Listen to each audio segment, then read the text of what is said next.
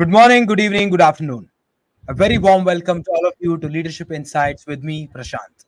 आप सबको मेरा प्यार भरा नमस्कार. Thank you so much for joining us today in another episode of Leadership Insights, where we'll be talking about another interesting topic, bring in some insights regarding leadership, and we have another interesting guest with us today who will be sharing his perspectives, his experiences about the very interesting topic that we're going to talk about today. If you would have seen the introduction video that was posted yesterday, you would know that we're going to talk about marketing. In today's conversation, we're going to understand marketing in a very different dimension. We're going to look at marketing as a business function, yes, but we're also going to look at marketing as a very individual skill. We're going to talk to our guests and understand that what is the scope of marketing in growing a business? What's the scope of marketing in growing a person, an individual in their career as well? Is it relevant? Is it not relevant? We'll be talking about that. We'll also try to understand how well is marketing as a function being used, being respected in an organization for what it can do for the overall success journey of the organization. What is missing? What's working well? What's not working well? That's what the conversation is going to be about.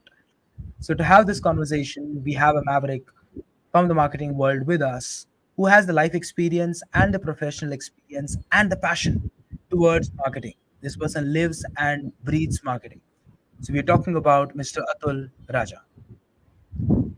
He's a career marketer, brand builder, and a strategist with 28 years high octane cross industrial experiences across some leading organizations like Bharti Airtel, Tata Teleservices, Shaw Wireless, Videocon, Bennett and Coleman, Vicon, and Daewoo Motors.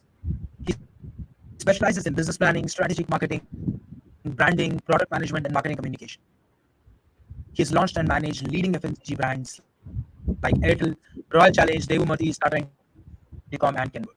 He is equipped with a management degree and has honed his marketing and branding skills at Marcus Evans London, Indian School of Business, Indian Institute of Management, Bangalore, and Tata Management Training Center. He's also an avid writer and regular columnist in leading publications. Frequently awarded for marketing initiatives and is also a member of US headquartered International Association of Business Communicators. So without any further delay, let's welcome our today's guest, Mr. Atul Raja with us. Good morning, Mr. Raja. How are you doing today?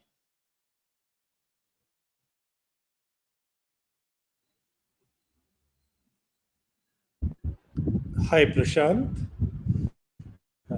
Hi, Atul. Very good morning. There seems to be some challenge with the network. I can't No, hear I'm you okay or see now. you.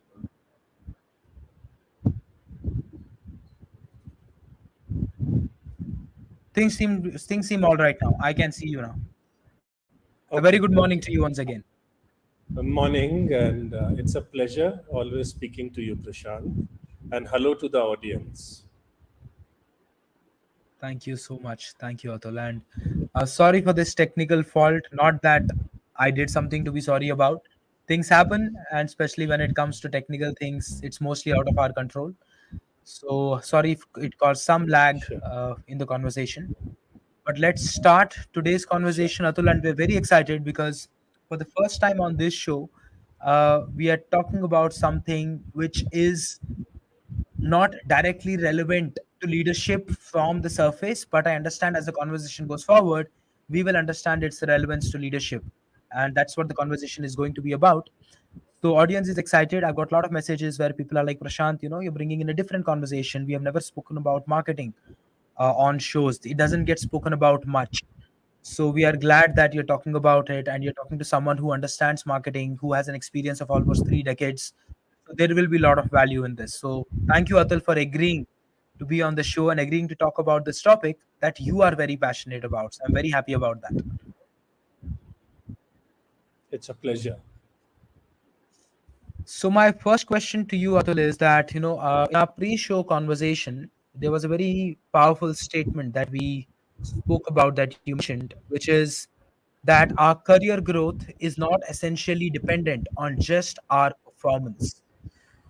So that's a very powerful statement and a thought-provoking statement to make. So if we could please talk about this, and if you tell us what do you mean by this? Yeah. It is intriguing, and but it is a fair statement. You see, the way corporate life is, it is not always that your performance is the sole parameter for career growth. There are extraneous factors. And before I talk about those factors, let me just say there are two sides of the coin. When you look at upward mobility, which is career growth, in fact, it is internal within the organization and it is external without the organization. And mainly it happens outside the organization. So let's talk about in that context, right?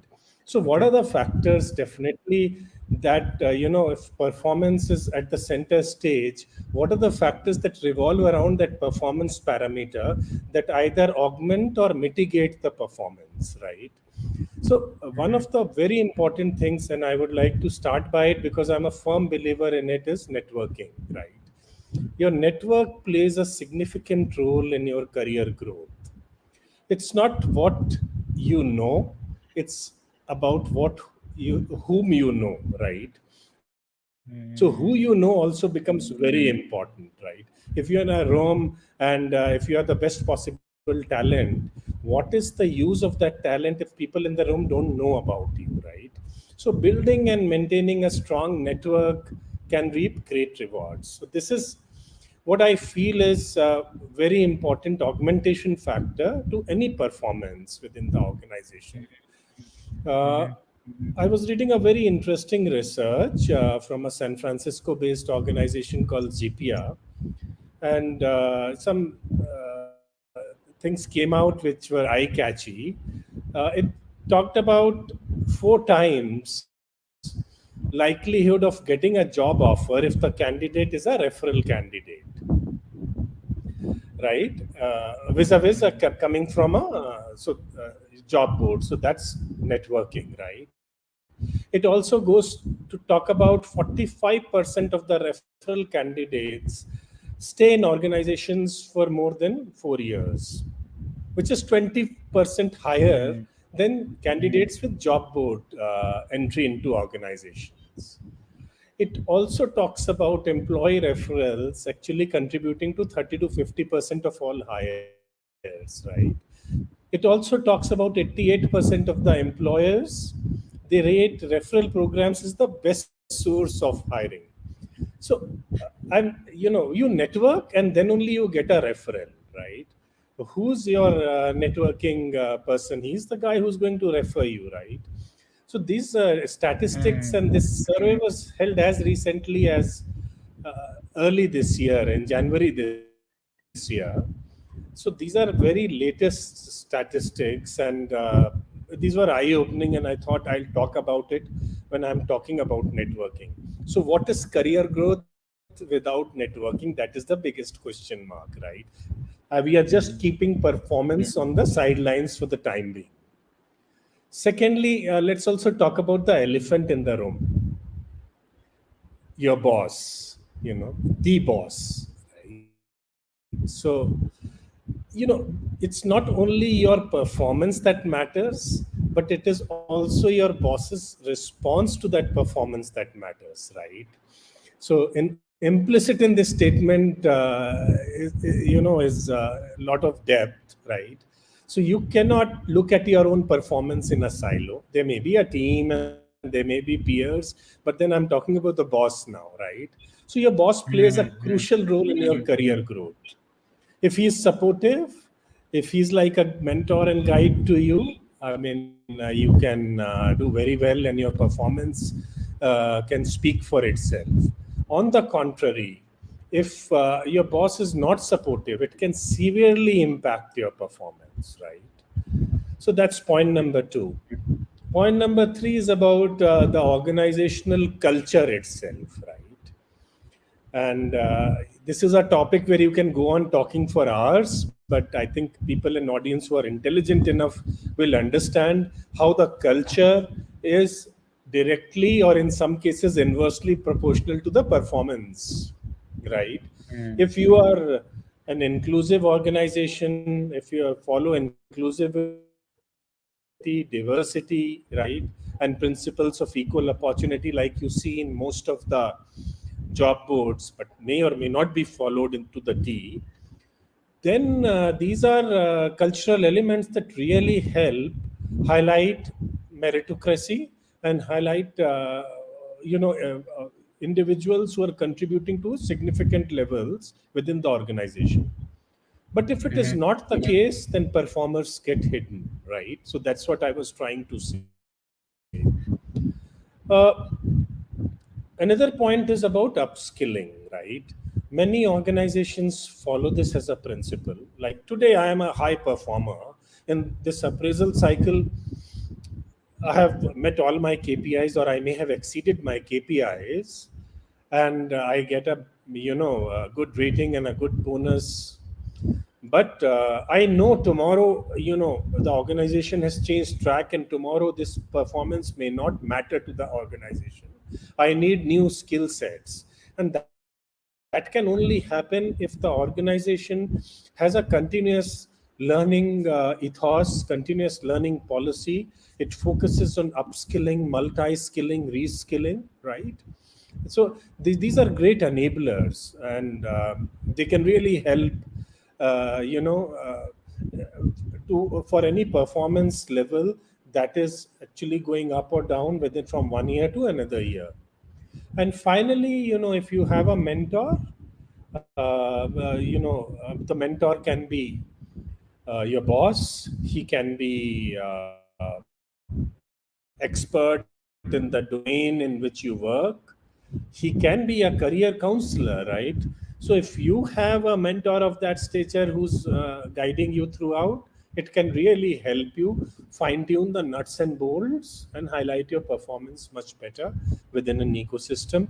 So these are, I think, 5 parameters, because of which, coming back to your original statement, performance cannot be looked in silo and cannot be the only parameter which is directly proportional to career growth. So I hope that True, makes Atul. Well sense. explained through these 5 points. It surely does. And you mentioned it in bullet points, and I think that's what helps the audience a lot in a way that they can make notes. Otherwise, a lot of times, what you say gets lost in the conversation because there is so much that gets spoken. The audience can actually Yeah, get confused that what did you exactly say, but you mentioned it in 5 different points, and I'm sure everybody interested in audience will be making notes of these 5 points. And you started by saying that what you know is not as important as who you know. That becomes more important, and that's where your network comes into place.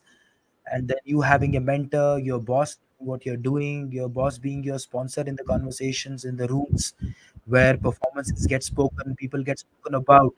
Does your boss speak about you also matters. So your relationship with your boss, how much does your boss know what you are doing, and how much does your boss want to speak up about what you're doing also matters a lot. Now, Atul, here one question that comes into my mind is, these two parameters of what you know and who you know. I want to also make sure that the audience does not get it wrong, where they start thinking that the message we are giving is that what you know is what matters. Sorry, who you know is what matters, and what you know does not matter. That's not what we are trying to say. We're trying to say there needs to be a balance between both. Your competence, your skill, of course, matters. Without that, nothing else would work. But just having that and nobody knowing what you're capable of, and the right people not knowing what you're capable of, is not going to help you much. It's probably just giving you 10% right. what it could otherwise give. Right. Prashant, I started the conversation by saying keeping performance as a, as a, in the center, and then taking the parameters around that, right? So those are the Hmm. parameters that can actually pull down your performance or augment it, right? That doesn't Hmm. mean take away from your performance in any way. And the second point Yeah. that I would like to highlight is why I spoke about this networking point in the very beginning, because we all know as professionals how important networking is, right? It's part of our daily lives, it's part of every Hmm. business, it's part of each and every business development initiative. It's part of every mm, career growth initiative, like I mentioned. But we normally take networking as a function which is external to the organization. I tried to focus that mm, it is equally important to be well networked internally. And networking is a word that can be taken in the negative sense and the positive sense as well. But in all mm, professional environments, in professionally run corporates, networking actually means that you are taking the team along. Number one, you are taking the your peers along. You are not working in a silo. Your priority areas are totally in sync with the priority areas of the user group. If you are if you are a support function, and if you are a key function or a frontline function, then your priorities are aligned with those of the support group.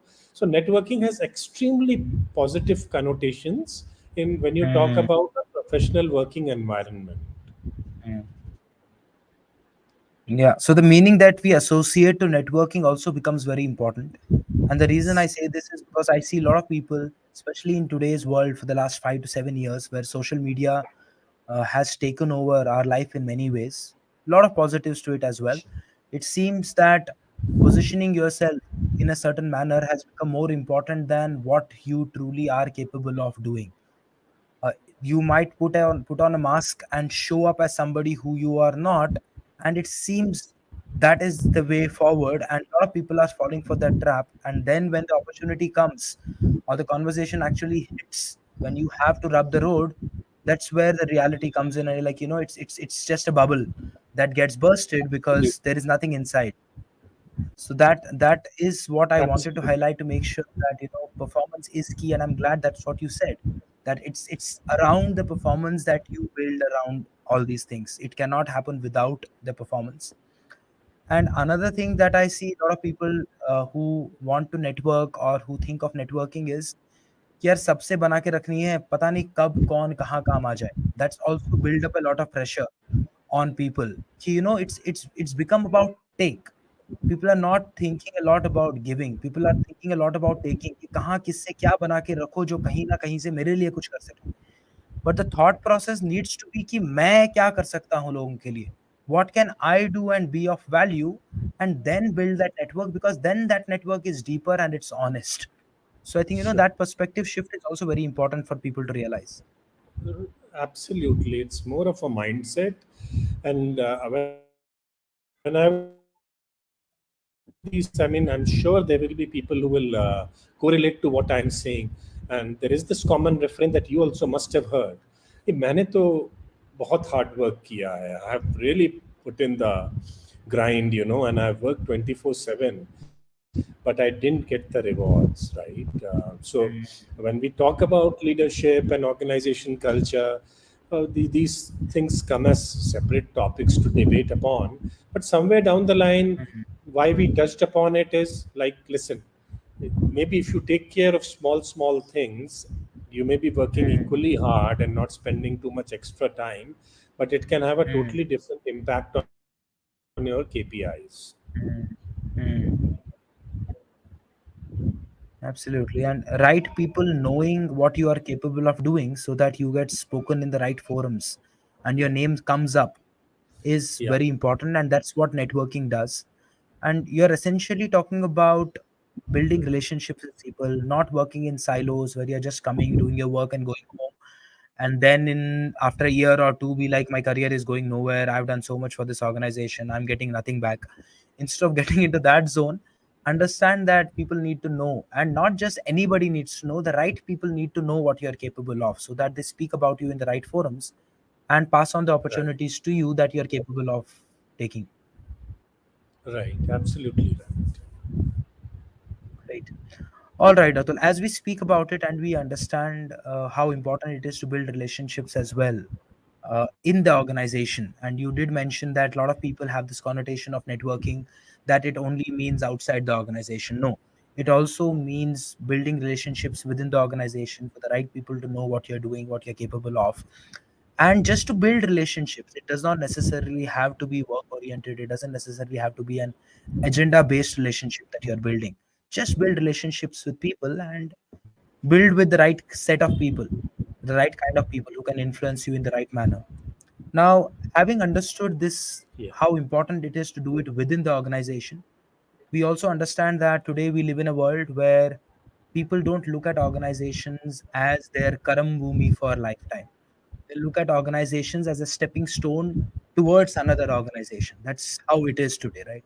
5-7 साल एक जगह बिता दिए, and it's like you get applauded if you finish 10 years somewhere. Like, oh my god, you 10 years one organization is like everybody would stand and clap for you. So today, 5 to 7 years is the max people look at in one organization. That's the mindset that people have. So understanding that you will be jumping between different organizations over your career span of 30-40 years, I would also like to talk about and understand the importance of marketing and building your presence in the world outside. So can we talk about that a little? What do you have to say about it, and how does one do that? Right. So you're absolutely correct, Prashant. In marketing parlance, we call it as building your personal brand, right? So you are an Mhm. individual who works within an organization, and so you are an employee, and you have an employee brand. But as we rightly mentioned at the beginning of the call itself, where we said that upward mobility is not just internal; it is mainly external, and you Hmm. also alluded to it. So there are clear-cut advantages of building a personal brand. If you assiduously go about building your personal brand, it can actually develop a lot of credibility. It can develop a lot of trust. It can showcase to the outside world your strengths. It can give you self confidence. It can showcase you as an expert in the field that you want to be showcased, right? So these are, and you have certain strengths as an individuals, and you can project them in a very systemic manner. So, Mhm. but having said this is aspirational, right? Everybody wants to do it. How you do it is of mine because it is experiential, and many of the things that I will be talking now is what I have followed. So this is absolutely, Prashant, walk the talk. And one of the first things that I would want to say is, in the quest to build your own personal brand, you should be absolutely clear, have absolute clarity why you want to do it, right? Then Hmm. only it will fall into place, right? What is your objective? Do you want the top notch recruiters to take note of you? Or do you want to land in your dream job? Or do you want to be seen as a thought leader or an expert in some field? Once your objectives are absolutely clear, then you should take action accordingly, because your line of action may Hmm. slightly differ here and there. And it's Hmm. just like a classic case of who's your target audience, right? So you identify your target objective and then you move accordingly. So that's the first point. The second point is start sharing your brand story, right? Story, quote unquote, is the key thing here. You can do it through social media, you can do it through blogs, right? What is key here is that you should do the storyline should be very consistent. If you are doing it consistently and creatively, then people will find it easier to align with you. People will find it easier to find you on the online space. Mhm. So either you can do blogging, you can do social media, but blogging has proven results, especially in the B2B space, right? And Mhm. blogs today are also seen as the most accurate source of online information, right? And they really help you build a community, and they really start conversation and sources of conversation. So uh, start sharing your activities. Social media is big today. Blogging is the in thing, and then you may find other avenues also. Thirdly, promote yourself. So don't feel like you have to everybody, right? If the organization wants to promote itself, it will give an advertisement in the mass media, right? If you want to promote your product and services, you will do it through various media. But why do you feel shy if you want to promote yourself, right? So all I'm saying is don't feel shy. Go about it in a structured manner. And promotion is not just online, it is also offline. That is what I would like to highlight. Promotion is also as simple as giving a visiting card in a conference or a seminar or a meeting with a person, right? So it's as simple as that. Promotion is also taking up a speakership opportunity and speaking to the like-minded audience or whatever. So promote yourself, and but do it in a structured manner. And then the next thing is start building your community, and you should start at the very onset, because it's an extremely arduous and painstaking process to do that, and I personally am privy to it. It takes years and years to build a community of like-minded people, right? And I would suggest that there are two ways to do it. And the mantra is twofold. One is have a laser sharp focus on the right target audience, and have a laser sharp focus on the right platforms where you want to focus upon, or where you want to spend your time on, right? So that is the start. If you get these two things wrong, then nothing else will fall into place. So these are the two basics that you need to start with. They will start getting you engagement, they will start getting you a responsive audience, they will start helping you build relationships, right? So these three things are very important. But the next one, I think, Prashant, you alluded to it. Partly it is all about being authentic, and what you were saying, don't be some other person, right? So I'm mentioning it as do a lot of soul searching before you start your personal brand creation journey. When I say do a lot of soul searching, means you should know what is your USP, you should know the values that you stand for, and your entire communication and your entire projection should every time reflect these two things. What is your USP, and what are the values that you stand for, right? That will really help, you can say, uh, bring your soul in front of others, right? And that is how Absolutely. relationships are built. Yeah. And also another thing, I really have followed the pie model, right? P is for performance, I is for image, and E is for exposure. It is a historical model that I had come across somewhere, and I was really aligned to it because I came across this model in the middle of my, you know, brand creation journey, if you may call it. And I really align to it as to how systematic and how potent these three words are. They are self explanatory. Performance, I'll repeat, I for image and E for exposure. They are self explanatory. And every individual can go about highlighting these three things or following these three steps in his or her own way.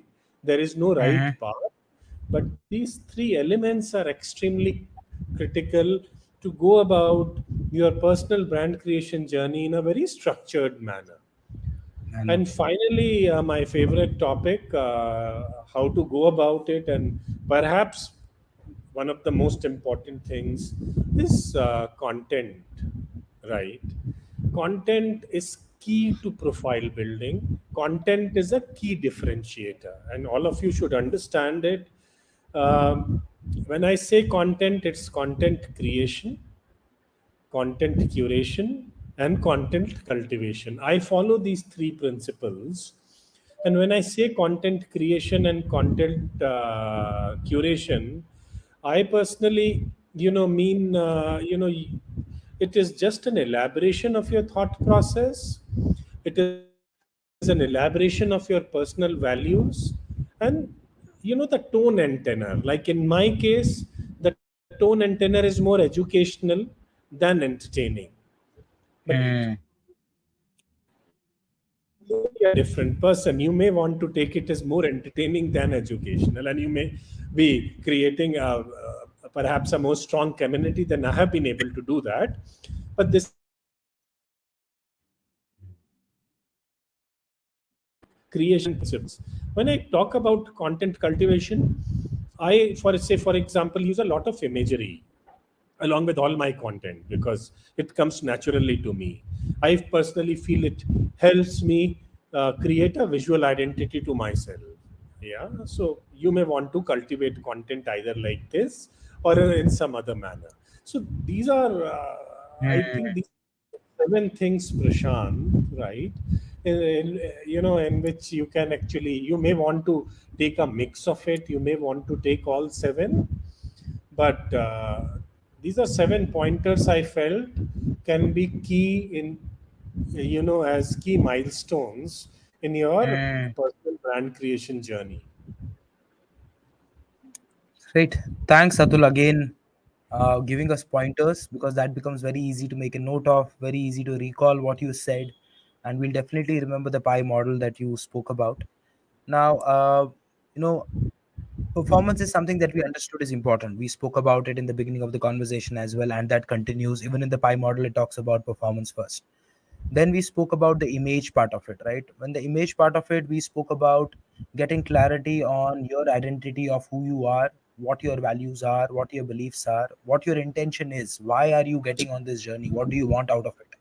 Getting that clarity is very important, otherwise it's very easy to get lost out there, where you will not know what your true identity is and you're just trying to do what others are doing and lose yourself in that game and not build any identity or image out there because you're just lost in the crowd. You're just one among the million. You're not able to show yourself of who you really are. So I think that clarity of who you are is very important. That's how you can not put on that mask and just be yourself. And as you rightly said, different people have different strengths, different approaches, so they might come across differently and they should use that as their strength and as their USP to show up differently, and the right people, the right communities will build who align with that identity, and over time they will see who you really are and what you're capable of. Now, third thing that you mentioned in the pie model is exposure. I just wanted to understand this a little more. So when you say exposure, for our understanding and for everyone in the audience, can you just tell us a little more about exposure? What do you mean? So there are two elements to it. One is the hard element and one is the soft element, right? Okay.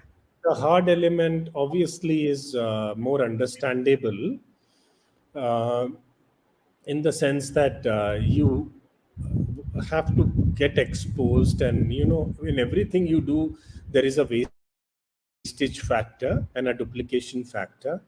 So the hard element is that how you can expose yourself more and more into relevant communities, right? Okay. There also it ties back to the why element that I started with, right? Hmm. Say for example, if you're a finance professional, right, and your LinkedIn community or your LinkedIn followers are all over the place, maybe 5% Hmm. are only finance professionals, right? And maybe even lesser CXOs. So I'm just giving you a off the cuff example. Then you may not want to focus on a ready-made audience available to you, because that's a wastage factor. Where does it Yeah. relate to your objectives, right? Are Hmm. people taking note of you? So you may want to get into certain specialized groups, finance groups, right? Or you may Hmm. want to write about yourself in financial publications, right? So that either the CFOs or the CXOs are taking note of you, and whatever your objective is getting taken note of. Now, that was pretty Hmm. obvious. But the softer element, and this is a very important question you asked, this is just like a camera, right? If you don't take uh, care while clicking the photograph, right, it can easily get overexposed. And what happens to an overexposed photo? It becomes useless. You can't even see with any clarity, right? And so you have to have the maturity, the sensitivity, not to overexpose yourself or not to Hmm. overexpose underexposed. So, what is the right balance?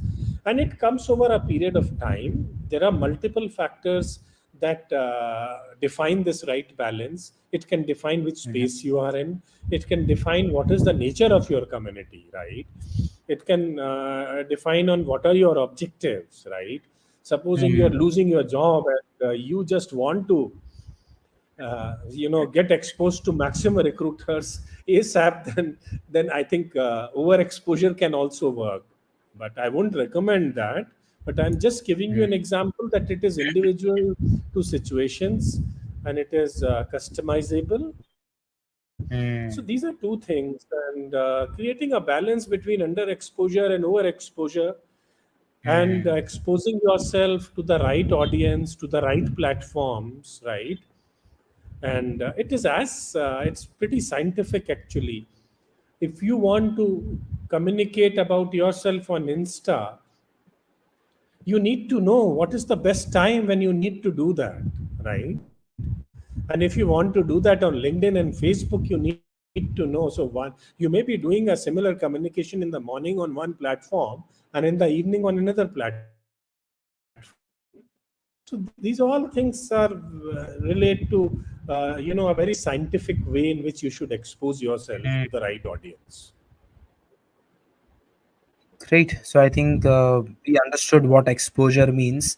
And just to tie things up, it also brings back what you said earlier, where you get clarity on the objective of why do you want to do what you want to do, and also be very clear about the platforms that you put yourself on, because the image that you're looking to build, the people that you want to know who you are and what you're capable of, if they are not present on those platforms, then you will not be able to build what you want to build. You will not be able to achieve your objective. So choice of platforms, and then you mentioned content becomes very important in terms of curation, in terms of creation, in terms of cultivation.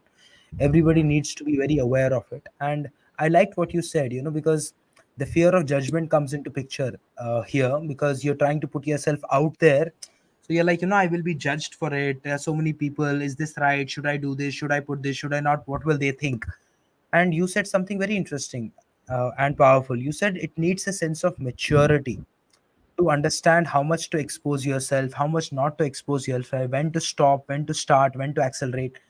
And I think that maturity is what comes not by not being out there. It comes by being out there and overexposing yourself sometimes, then realizing, oh, I am overexposing myself, or this is not working, this is not meeting my objective. I need to shift, I need to change. So I think the maturity that you're speaking about, it's important to understand for the audience that that maturity will not come by not doing things. That maturity will come by putting yourself out there, making those mistakes, and be like, okay, this is not working, that's not working, then find what's working for you and then carry that forward. So I think that was something very powerful that you mentioned. Yeah, sure. Right. All right, Atul. Now we spoke about the power of networking within the organization, for the right people to know that you exist and what you're capable of beyond your performance as well, where performance remains the center. Then we spoke about understanding how important it is to build your personal brand, and not just build your personal brand randomly. Understand what your identity is, what your values are, what image are you looking to build, who are those people who you're trying to build that image for, what platforms are they available in, what kind of content will strike it. Having that understanding of that maturity, that sensibility to strategize your brand building is also very important. And that's what you also mentioned. Now, moving away from the personal individual marketing, if we talk about an organizational point of view, because a lot of entrepreneurs, a lot of senior leaders who listen to these conversations, then they're like, okay, I'm a functional head in the organization, or I'm an entrepreneur, I run an organization on my own. So there's so many functions that are dependent on me. So I want you to talk to them. And from their point of view, I want you to talk about marketing as a function from an organizational point of view. And based on your experience, what do you think is working well and what's not working great when it comes to marketing from an organizational point of Yeah, yeah. So first, you know, when we talk about there are gray areas, and I will talk about them, and there are silver lining. So there is a silver lining, and I'll talk about both these elements. But when I talk about marketing, Prashant, in the current scenario, we have to look as what is the current situation, what is the current ecosystem like in a pandemic and post-pandemic world, right? And there is Mhm. one word that defines many of the things, which is digitization. Okay. So today, the government and the economy is focused on digitization. Today, our daily lives are run by digitization. And today, marketing is also run by digitization, like many other things, right? Mhm. What I call as the digital toolbox, right? And that is the reason why inbound marketing has taken center stage today. So let me just talk about the digital element of marketing, which in any case is working very well within organizations because there was a skill set available, there was a strong platform available, and it was just accelerated in terms of marketing technologies and marketing automation during the pandemic and post the pandemic, without which you cannot survive. So, what is working well for marketing in organizations today is obviously related to this. It is things like email marketing, social media marketing, content marketing, influencer marketing, and things like that. So let me just take it one by one and explain why these are working well in the current scenario. So, Mhm. if you look at social media marketing, and you touched about it, Prashant, right? It is now become one of the most effective ways to reach a broad-based audience. And I would say not one of the most effective, but one of the most cost-effective ways. So can you imagine Mhm. how potent the combination is, effective plus cost-effective, right? Cost. Yeah. And why the organizations and the user groups won't gun for it? The other advantage is that it can slice and dice the target profile in a way that was not done before, right? Mhm. In terms of the demographics, in terms of the location, in terms of the consumer interests. Another advantage is that you can pause, right? You release a print ad and it's gone. You have spent crores of rupees. And then you decide, oh, I may need to change my strategy. But here you may Mhm. pause, see the efficacy of your campaign, and then restart, right? So these are some great benefits. And so social media marketing is really working well today. In fact, I was reading a Mhm. survey by consumer survey by HubSpot, and it struck me, the result of that survey was that 74% of the consumers said that they are using social media to make purchasing decisions. So that's the power, and that is working well. And if consumers are doing that, I can vouch for it that marketing has a great role to play there, right? Mhm. The second thing is, which I touched about during my previous pointers, and it is content marketing, right? So today, in a post-pandemic world, we are, content marketing is full of videos. It is full of infographics. It has ebooks. It has, blogs. Basically, its content marketing is focused, and very successfully so, not just about educating the customer, but driving profitable consumer action is a key successful endeavor of content marketing today. So much Mhm. so that many organizations are aggressively looking at senior content resources. Some of them are also looking at content teams, right? Mhm. Because they feel content is so important that they no longer want to outsource it. They want to have Mhm. in-house content teams that understand the requirements much better than any external agency, right? Mhm. So content is really helpful in this regard. And so this is the second successful element that I touched upon. The third obviously is influencer marketing, a new Mhm. thing that has come up. And again, it is directly relating to a huge focus on digitization, because previously, you had those influencers whom you could count on hand, on your fingertips, right? But the digital and online world has thrown up a different breed of influencers, right? Hmm. Where you can actually leverage and tap into their online presence, and then you can actually compensate them for tapping into that. That, in an Hmm. essence, is how influencer marketing works. So collaborating with the right influencer can really help businesses, and marketing is playing a key role here to reach new audiences and to build credibility through influencer marketing, right? There is an Hmm. organization called Media Kicks, and it has actually done a survey, and it has quoted 89% of the marketeers in that survey who have found the ROI from influencer marketing to be as good or maybe even better than other marketing channels, right? Which is an eye opener, right? So, in that Hmm. just goes to show that influencer marketing is doing well. And the next thing that I wanted to touch upon is email marketing. Email marketing, many of the people would say, listen, it is archaic, it is outdated, it is antiquated. Why are you even wanting to talk about email marketing? But in my experience, email marketing cannot be looked upon as in a particular light or in a particular bucket itself. It may be outdated and antiquated for certain industries, certain sectors, but not for every industry, every sector, and every business, right? It is giving results if your communication is, having is content heavy. It has a lot of information for the intended consumer or the intended target audience.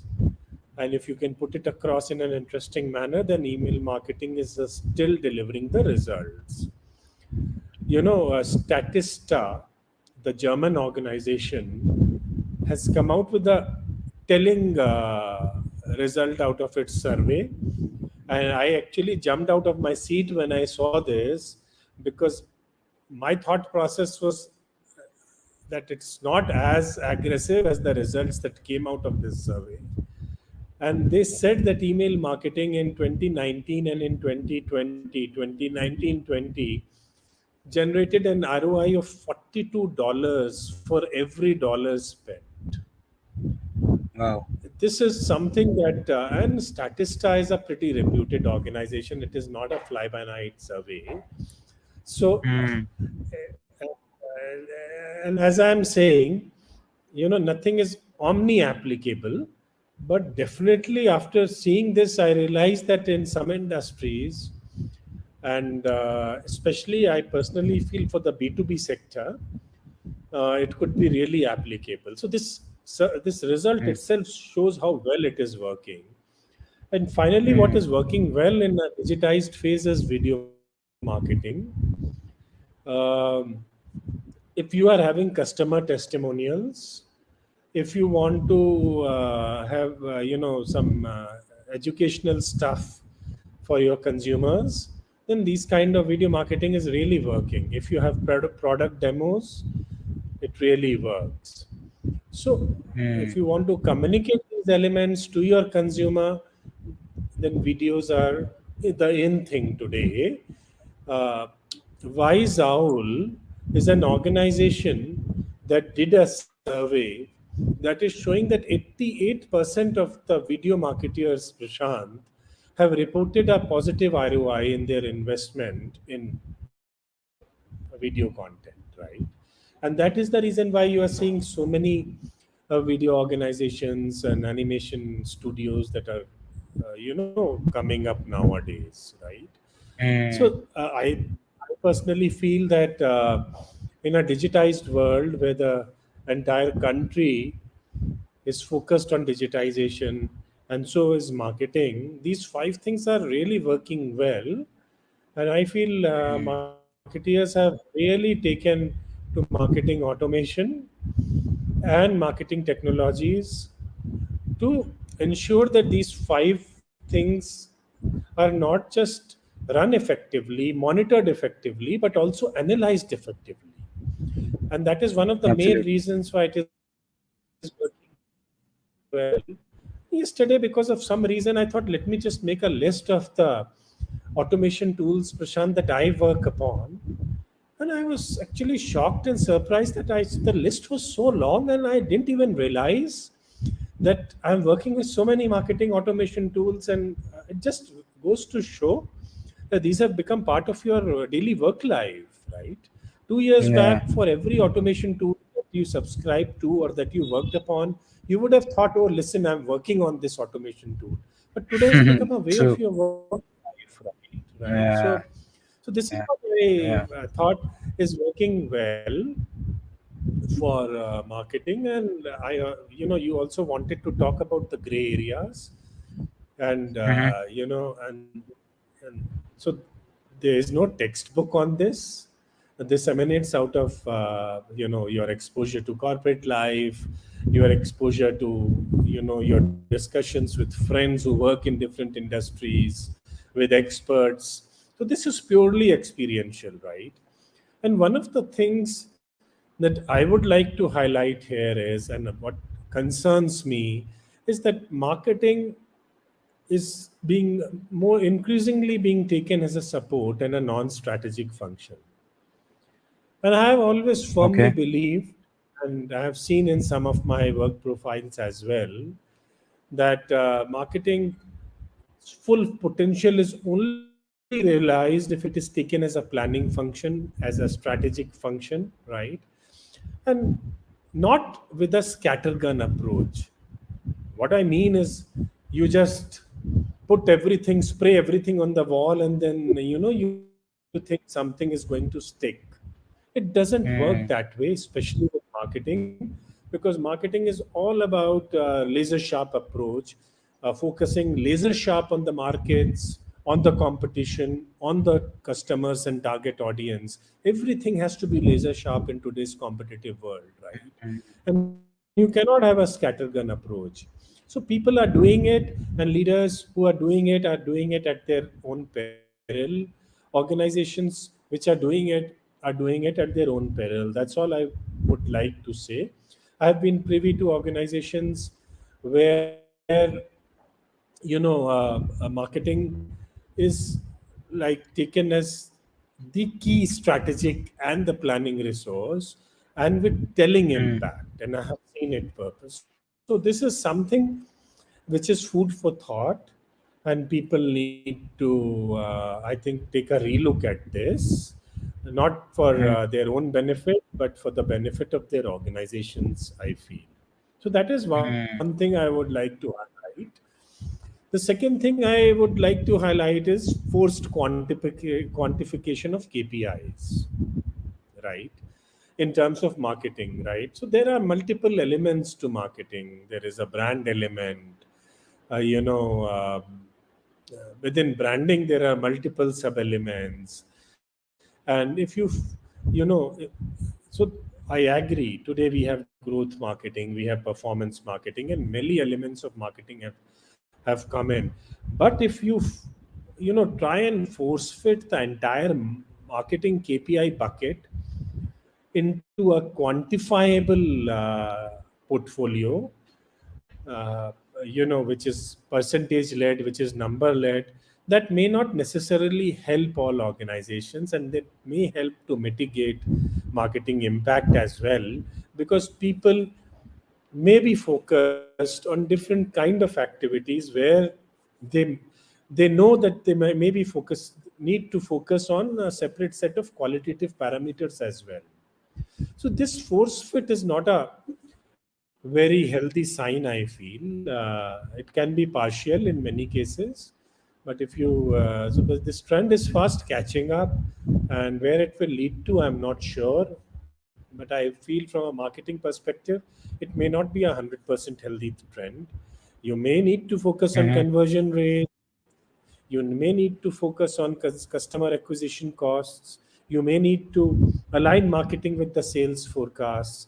And then you may need to Mm. determine which campaigns are delivering the best results as per these objectives. But how much you take these objectives yourselves, and how much you take the activities to support these objectives, is a call which leadership has to take. teams need to take today. And I think somewhere the balance is getting lost.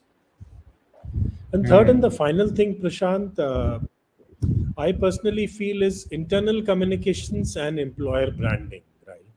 From a marketing perspective, I think these are less of HR jobs and more of marketing jobs, right? But organizations are still more HR focused on these two elements.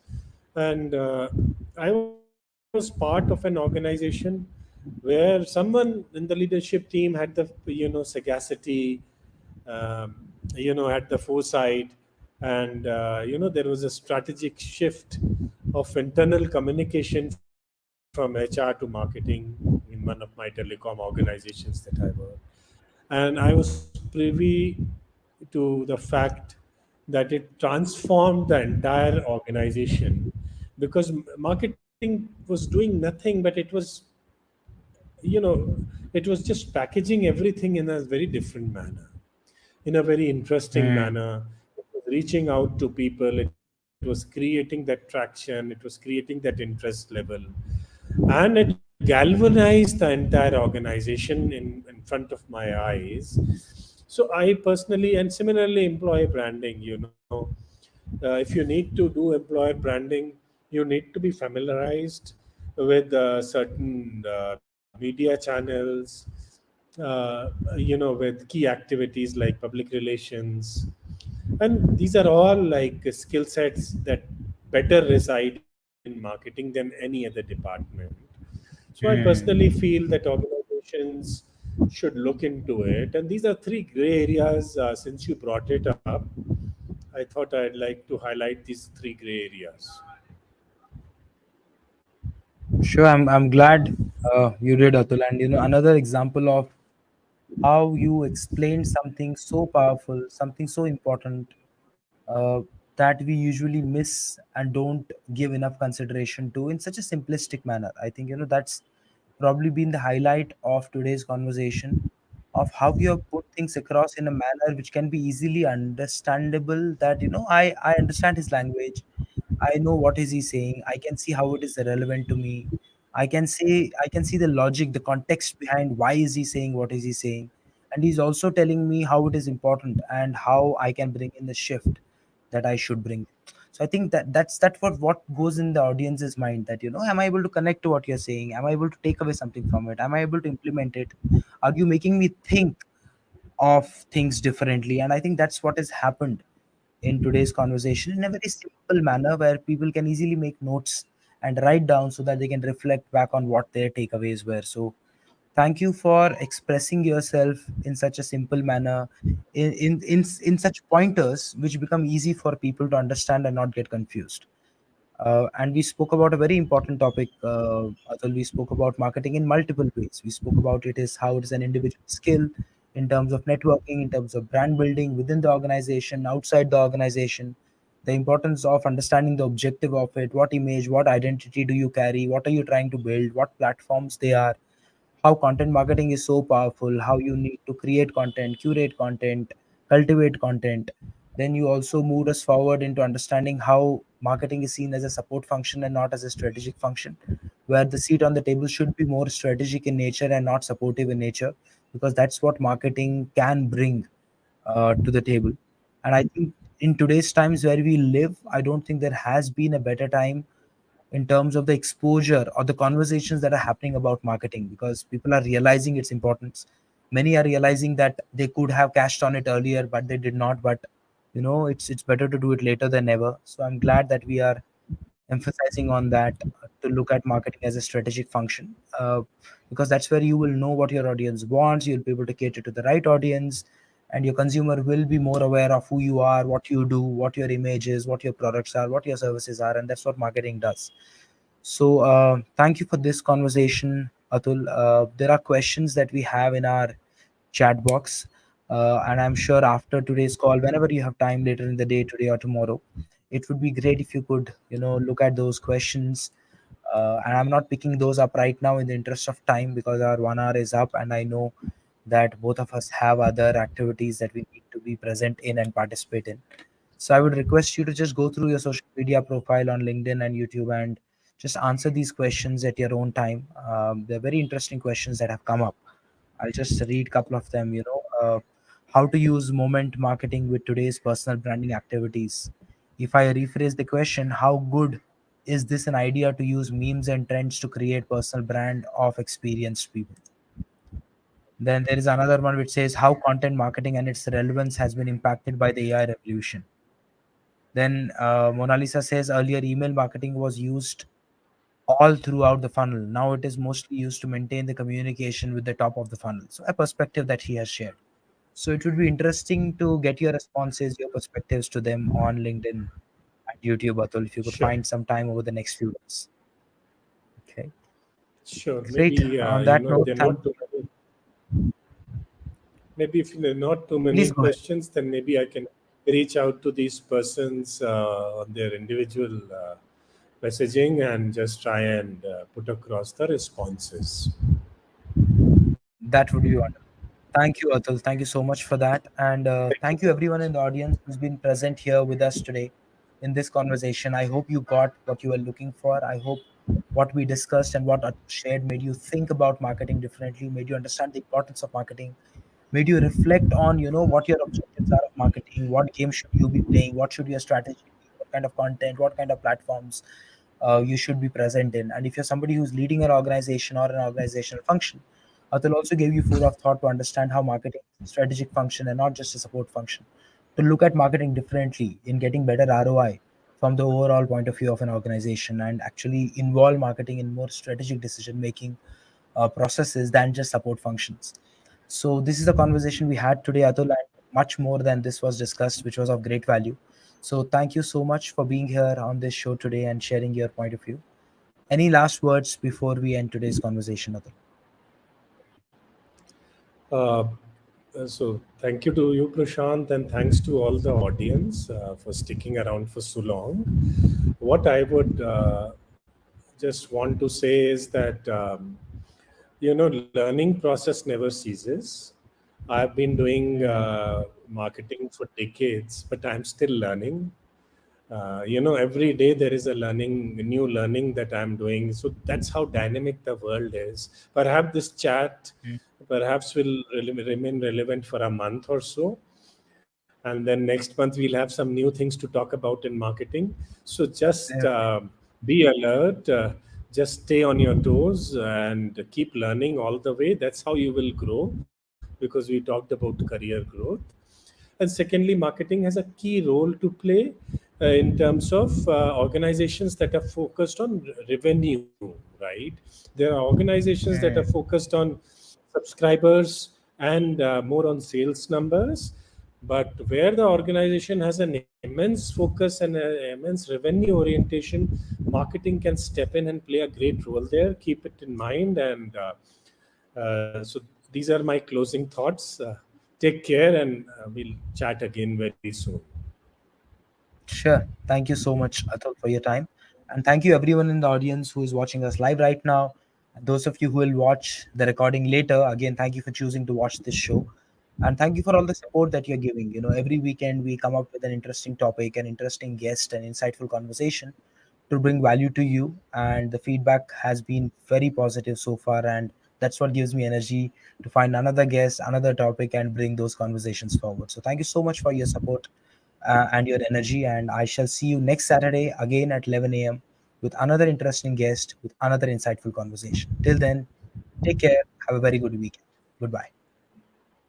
Thank you, Atul. Bye Take bye. care.